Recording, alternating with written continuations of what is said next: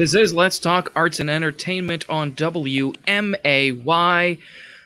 Well, there are still a lot of things going on, a couple things going on this weekend, and there will be plenty of things that you will be able to keep you entertained and get involved with the next couple of months. It is State of the Arts once again, and I am joined by Gus Gordon. How you doing, Gus?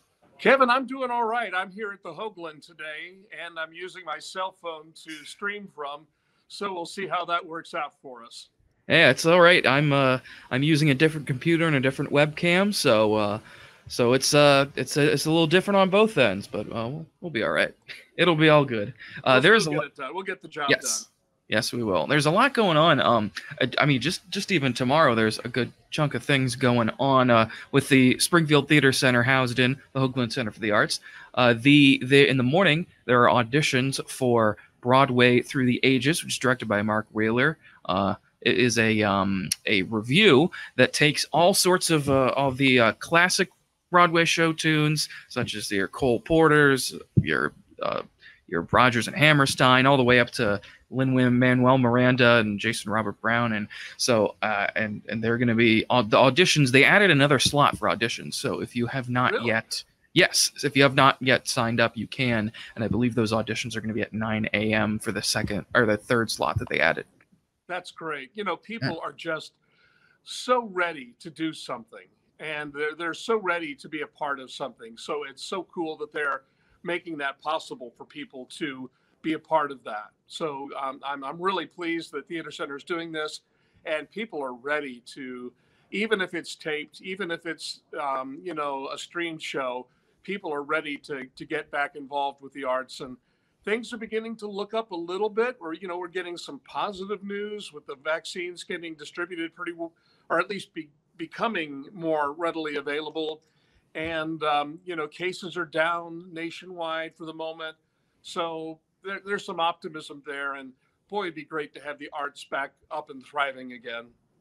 Yes, it would. And they are getting there slowly but surely. And there are all sorts of shows being put on around different things. But it'll be great to get some, a lot of musical theater as well. And then that same night, that tomorrow night, the 20th, STC is also they are broadcasting Quarantines, which is a show about teens. It was directed and acted and edited all by teens, and it is a lot of monologues dealing with how the young people have taken how it's been during the quarantine. Because as we've said a couple of times, people can, young people, whatever, blah, blah, blah. People, like to complain on the internet. But, if everybody remembers, being a teenager is hard enough. And especially, I can't even imagine school and all sorts of things that you would normally do when you were younger. And all the social interaction that's very much not there because you can't, so it's going to be very interesting and important to hear the perspectives from these teenagers and young adults about what they are going through. Right. The Active and Creative Teen Theater, which is a branch of the Springfield Theater Center, has been around for years, and it's always young junior high school age students involved, and they do a super job. They're very talented young people, and as you mentioned, Kevin, this quarantine has affected them in ways that some of us older folks have not been affected. It's really just impacted them in a bad way with all their high school activities, be it sports or the arts or their academics, whatever. And it's interesting. It will be interesting to hear their perspective. This is a prepared piece. I don't think it's ad-libbed, but it relates the stories of young people who have been dealing with this. And I think it's something that older people can listen to just to have a better perspective on what they're going through. It's easy enough to say, oh, get over it. But it's hard to get over. And this has been difficult on all of us in different ways. Some of us have had an easier time than others. My wife and I have older kids. They're in their 20s. But we've often commented, boy, we don't know what it would be like to have young kids right now or kids in school. So we haven't shared that experience that so many of our friends have, having kids in school and having to deal with this. It has been a different world and very, very difficult and tough on the parents, but very tough on the kids because they're missing that social element that's so important. So yeah, I'm anxious to hear some of these different stories and seeing some of our teen performers from the community getting a chance to shine and stretch their dramatic muscles. Yeah, it's going to be great to see and great to hear, and that is going to be tomorrow night at 7 o'clock, and then afterwards you will be able to watch it on YouTube as well. And it is a free performance, but as always, donations are accepted and very much encouraged. So the arts always can use all sorts of any help, of course. Right. And then next week, there's a couple things going on the end of this month, going into next month. But Springfield Theater Center also, they've been partnering with Looking for Lincoln and bringing back a couple of the scenes from The Spirit of Lincoln and some of the people who are involved in the scenes and the staff behind the scenes, everything. And they're playing those as a live event and then having a talk back some of the cast and crew. Like for last week, I believe Betsy Buttel was part of it. I talked with her a little bit, and then Keith Bradbury and I believe was 2 days ago, or as we're recording this, was that Okay. one. And then next week there's another scene as well, and that is on the 24th. That is in the evening, and that is also going to be free. You can watch that on Looking for Lincoln's Facebook page. Right. We talked a little bit about this last time, but it is great when the local arts organizations can partner with other organizations here in the community, especially if they're history related or service related.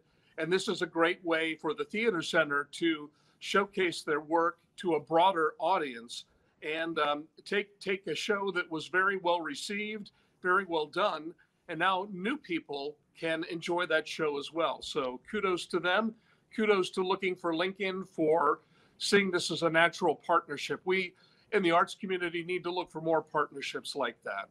Yes, we do, and it's been very successful. Got a good response from it. So that third one is on the 24th, and you'll be able to go back. You can of course watch those as well after the fact. Coming up next month, we have a couple of different things going on. The filmed performance of Becoming Dr. Ruth, that Hoagland is putting that on, and that's going to be very interesting and very wonderful as well. Is that Felicia Coulter's coming back to do that part, right? Exactly. It's a one-woman show all about Dr. Ruth Westheimer. And those of you old enough to remember, Dr. Ruth was this cute as a button woman. She was an older German German Jewish lady who was a sex therapist on television. And it was kind of surreal listening to her offer tips to couples and younger people, and in a very matter of fact, frank way. And that was part of her quality that made her so endearing and so popular with the public. She's still with us, she's still alive. But in addition to her career as a noted and popular sex therapist, she also has a fascinating backstory about a young person in Germany who, her family went through the Holocaust. She was a sniper in the Israeli army. So there's a lot of interesting backstory there. And we did this play back in 2018. Felicia was the lead at that point as well. She did a great job. Kevin, I don't know if you've ever done a one-person show. I haven't. I've done a two-person show before, but it's a load. It is a lot of work to take that project on all by yourself. But Felicia was up to the task and made a very interesting, engaging performance. And we're thrilled to be able to bring that back to people to see. And it's ideal because it is a one-person show. It's ideal to do during the pandemic, and it's ideal to stream, because we'll have close-ups of her, we'll have different angles that will help tell the story. So we're really looking forward to that. That's March 19th, 20th, and 21st, 7 o'clock. You can go onto our Facebook page to find out information. Go to Hoagland Center for the Arts on Facebook and look at our events page, and it'll be right up there at the very top. You can click on that link and you can go and buy tickets for it. It'll be through the Show Tix for You platform that many people have become accustomed to. And, we just did our Valentine's show with Show Tix, and we're getting less and less people confused with the process. People are getting more, comfortable with using that and knowing, oh, okay, I got to look for my email. Then I've got to click on the email and that will take me to the site. So that's exciting that we're doing that. We've got another show coming up I'm not going to announce the title yet, but it is going to tie in with the anniversary of Dr. Martin Luther King's death, and it will be an important piece of theater. I think we're going to try to present on one night in relation to that. So I'll have more information on that as soon as we get some contracts signed. But we're very excited to bring an important story to the community. Wonderful. Yeah, that's exciting. I'll be definitely keeping an eye out for that as well. That's going to be great. Get about a month until you see Becoming Dr. Ruth, but in the meantime, the Springfield Theater Center is also doing several master classes, which you can sign up for and participate in and watch and everything. And I mean, those are going to be great. So you can go through, I believe, it's Springfield Theater Center's website, and there are several of them. The first one is going to be with Gail O'Neill from the Sangamon County Public Health Department and Dr. Vidya Sundaration. And it'll be interesting to hear because we've heard them. They've been on our airwaves several times, and we've talked with them a lot, and they really know their stuff. And it'll be interesting to hear about, getting back to these, these performance venues, and with everything with the pandemic going on. It's going to be really interesting. So that is, I believe, the first one, the fourth. Well, people have said with the entertainment industry and venues like the Hoagland and the Muni and the Ballet Company and other organizations, that we're the first to close and we'll be the last to reopen. And I hope that's not the case. But it'll be interesting to hear from the experts when it will be safe for us to get back in large groups. And it's not just the getting back into large groups, it's the singing, it's the acting, it's all of that goes into the arts. Will it be safe to do? Will it be safe for the performers? Will it be safe for the audience? And so we're all anxious to hear that information. Of course, everyone's making their best educated guesses, including, all of our great physicians and healthcare professionals. So I hope we'll get some encouraging news from them. I hope we'll find out that it'll be sooner rather than later.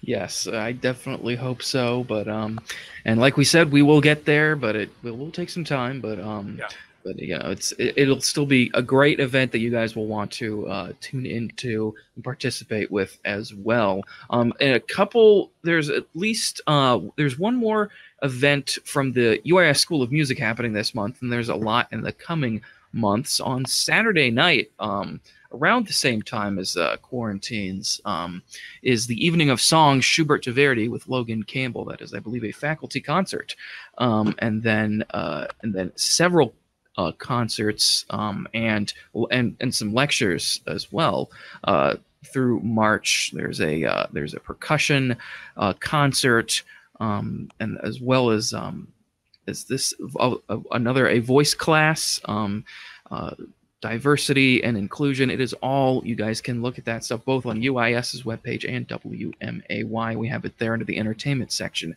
They've been UIS and the Performing Arts Center have been putting on a lot of different things as well. Tonight is also the Springfield Dance Theater's production of their ballet of The Princess and the Frog, which will be that is in addition to being virtual, there's going to be an in-person element, limited capacity, of course, where you can participate with the dancers. You have a kit that you can that has all sorts of fun activities for everybody who wants to be part of it, and that is through the 27th. You can buy it on demand and watch it and participate with it. So that is tonight. That's when you can start buying the performance for it and watching it. Yeah, springfielddance.com. And you can go to their Facebook page too. Very easy to remember, Springfield Dance. And a lot of talented young performers are taking part in that.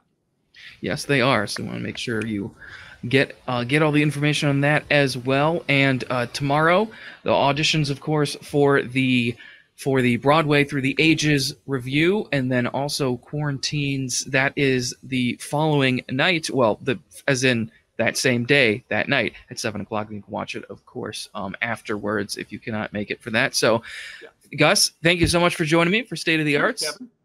And one question for you before we head out. I yes, always what's do up? this to you, and I apologize. It's all right. Where can people go for audition information about the theater center's production? It is springfieldtheatercenter.com/audition. That is where you Okay. go for the auditions.